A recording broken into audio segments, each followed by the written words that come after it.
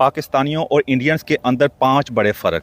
आप मैं जो बात करूँगा वो बैरून मुल्क जो रहते हैं इंडियंस और पाकिस्तानी, इंडियंस को एनआरआई कहते हैं, और जो बैरून मुल्क जो पाकिस्तानी यानी ओवरसीज़ पाकिस्तानी इंडियंस के अंदर 5 बड़े फ़र्क।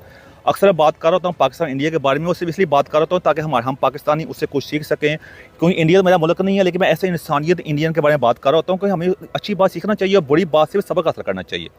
तो मैं वैसे लिस्ट बहुत लंबी है, लेकिन उसको मैंने मुख्तसर किया ताकि आप इसे कुछ जान सकें, कुछ लर्न कर सकें और अपनी ज़िंदगी को बेहतर बना सकें और अपनी आने वाली नस्लें जो है नेक्स्ट जनरेशन है उसके अंदर बेहतरी ला सकें। तो शुरू करते हैं। सबसे पहले बात करते हैं मज़हब के बारे में, रिलीजन के बारे में। आपने देखा होगा जो बैरून मुल्क पाकिस्तानी अब शायद यूरोप के अंदर रहते हों, अब शायद इंग्लैंड के अंदर हों, अमेरिका, कनाडा, कहीं भी क्यों रहते हों, हर जगह मज़हब बांट देंगे। क्योंकि वो जहाँ भी जहाँ कहीं जॉब कर रहे होते हैं, कहीं बैठे होते हैं, हर जगह बैठ कर रिलीजन की बात करेंगे, आके मज़हब की बात कर रहे होते हैं।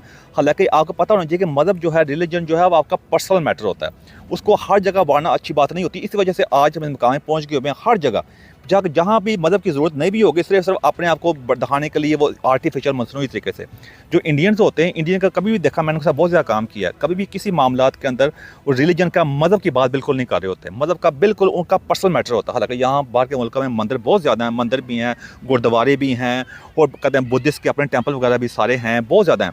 लेकिन कभी भी मैंने आज तक एक भी इंडियन को नहीं मिला, और बाकी लोगों से पूछा है, जिसने आके मज़हब के बारे में बात की हो, जी हम ये हैं, हम वो हैं, कहते हैं हम हिंदू हैं, हिंदू ये कहता है, हिंदू मज़हब ये कहता है, या सिख मज़हब ये कहता है, कभी ऐसी बात नहीं करेंगे। और यही उनकी कामयाबी का राज है, यही चीज़ उनको डिफ्रेंशिएट करती है हम पाकिस्तानियों से, इसलिए उनकी हमारे से ज़्यादा इज़्ज़त बहुत ज़्यादा है बाहर के मुल्क में। आपके सामने भाईजान, अगर मैं झूठ बोल रहा हूँ तो मुझे बताएं आके कि तुम झूठे हो, तुम गलत बात कह रहे हो। आपके सामने है भाईजान, अगर मज़हब का ये बार मैं कह चुका हूँ, अगर आपके लिए मज़हब बेहतर है ना, ये मुल्क फिर आपके लिए नहीं है, ये तो गैर मुस्लिम मुल्क है भाईजान। यहाँ भाग के क्या करने आते हो? जाओ मुस्लिम मुल्क के अंदर मज़हब आपके नंबर 1 है, बार बड़ी बातें कर रहे होते हो। फिर ये पॉइंट तो ये है ना। नंबर 2 की बात करते हैं, एजुकेशन या तालीम।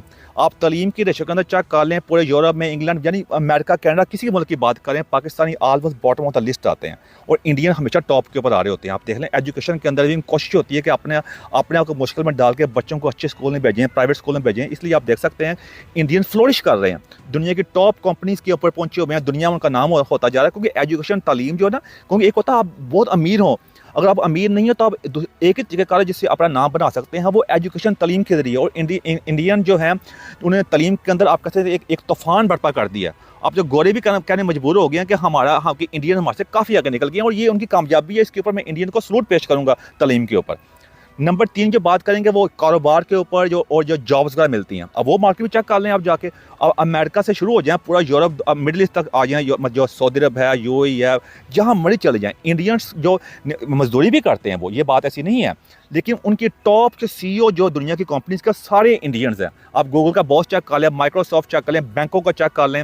अब यहाँ का प्राइम मिनिस्टर भी इंडियन रह चुका है, ये स्कॉटलैंड का भी आया था, लेकिन आप जो पता है ये थोड़ा बहुत जो पाकिस्तानी आया था, लेकिन ओवर आप चेक कर सकते हैं। अभी व्हाइट हाउस के अंदर जो कमाला हैरिस जो इलेक्शन लड़ रही है, उसकी माँ इंडियन आई थी, और जो डोनाल्ड ट्रंप का वाइस प्रेसिडेंट है JD वैंस जो है, उसकी बीवी भी इंडियन है।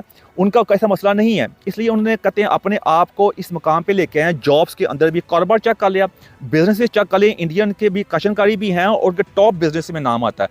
हमारे पाकिस्तान चेक कर लें, वो टेक वे खोल लिया, तब कहते हैं कबाब शॉप खोल ली, या कहते हैं आपका चिकन शॉप खोली सी, या कैब चला ली। इससे आगे इनकी सोच जाती नहीं है। कुछ पाकिस्तानी हैं जिन्होंने कारोबार किए हैं, लेकिन बहुत आटे में नमक के बराबर भी नहीं है, वो बहुत कम है।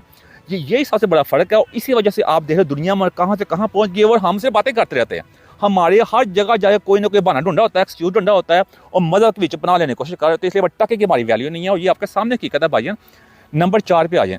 नंबर 4 पे कहते हैं इंटीग्रेशन और आइडेंटिटी क्राइसिस। बड़ी इंटीग्रेशन का मतलब होता है जिन मुल्कों में रहना, उन लोगों के साथ आपस में मिलजुल के रहना, उनके कल्चर को अपनाने की कोशिश करना, उनकी रवायात जो होती हैं। और आइडेंटिटी क्राइसिस का मतलब है कि आपकी शनाख्त का मसला।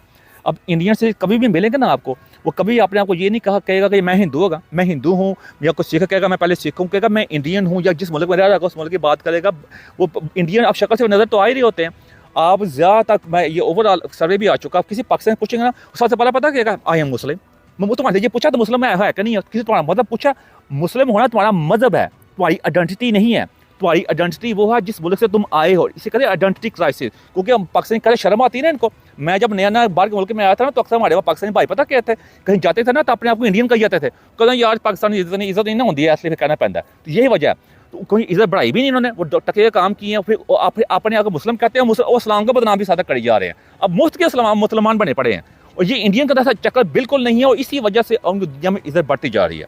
अब अगले नंबर 5 पॉइंट पे आते हैं, वो है जराइम, यानी जो क्राइम्स वगैरह होते हैं। अब क्राइम के रेशियो के अंदर पाकिस्तानी की जो तादाद है, वैसे उनके आबादी के मुकाबले में उनके जो जेलों के अंदर जो हैं, जो जराइम के रेशियो के अंदर भी पाकिस्तानी बहुत ज़्यादा हैं। थोड़ी इंग्लैंड की मिसाल दे देता हूँ कि यहाँ की आबादी का तकरीबन 3% बनते हैं पाकिस्तानी, अगर मैं गलती नहीं कह रहा, लेकिन जेल के अंदर जो है वो 17% जो है पाकिस्तानी है। उसके अलावा जो इंडियन उनकी रेशो उनकी आबादी के मुकाबले बहुत कम है। बाकी नेशन के लोग भी जराइम करते हैं, लेकिन पाकिस्तानी जो है ना, ये क्योंकि एक साल में इनके पता कि इनके पास एक्सक्यूज़ क्या होता है, वो गोरे नहीं अंज करते, वो नहीं अंज करते, और भाई वो कर देने सारे, लेकिन वो रिलीजन को इस्तेमाल, मज़हब को इस्तेमाल नहीं कर रहे होते। वो ये नहीं कहते कि हमारा मज़हब सबसे बेहतरीन है, हम जन्नत में जाएंगे, आप दोज़ख में जाएंगे ना, वो ऐसी बातें नहीं कर रहे होते। वो आपको उंगल होती है ना, आपको कीड़ा होता है ये बातें कहने का। तो इसी वजह से फिर साबित भी करो फिर कि आप बेहतर हैं। फिर बेहतरी का अपने अखलाकियात से बताओ, अपनी हरकतों से बताओ, बातें मुद्दे करके नहीं। इसलिए आपके टके की इज्जत नहीं है। इसलिए मैं कहूँगा भाईजान, ये चीज़ें जो है ना, आप ये आपके सामने ये 5 मैंने लिस्ट बताइए, इसी से आपको पता चल जाएगा हम इस वक्त कहाँ खड़े हैं और इंडियंस कहाँ पे खड़े हुए हैं। अगर आप चाहते हैं दुनिया में आपकी इज्जत हो, आप आगे बढ़ें, तरीक़ेकार सिर्फ यही है कि खुद ही को कर बुलंद इतना कि हर तकदीर से पहले खुदा बंदे से खुद पूछे बता तेरी रज़ा क्या है। मतलब है कि बातें करने से कुछ नहीं मिलने वाला भाईजान। बातें जो पिछले 50-70 साल में जो हासिल कर लिए ना भाई, दुनिया में टके की इज्जत नहीं। पाकिस्तान में पीछे हम आधा मुल्क गवा बैठे थे, यहाँ भी दुनिया में पूरी दुनिया बदनाम है भाई, टके की इज्जत नहीं यहाँ पे होती। और इंडियन कहाँ से कहाँ पहुँच गए। अगर आप चाहते हैं आपकी आने वाली नस्लें एक इज्जतदार और डिग्निटी और इंटेग्रिटी की ज़िंदगी गुजारें, उसका तरीक़ाकार सिर्फ यही है कि सच बोलना पड़ेगा, और हमें साइंस में, टेक्नोलॉजी में, इनोवेशन के अंदर, रिसर्च में, एजुकेशन के अंदर, AI में आगे आना पड़ेगा। उसके अलावा इसका कोई और दूसरा हल नहीं है। एंड में मेरे को ऐसी बात जब क्वेश्चन लगी ऐसे मदद चाहता हूँ मैं। Thank you very much.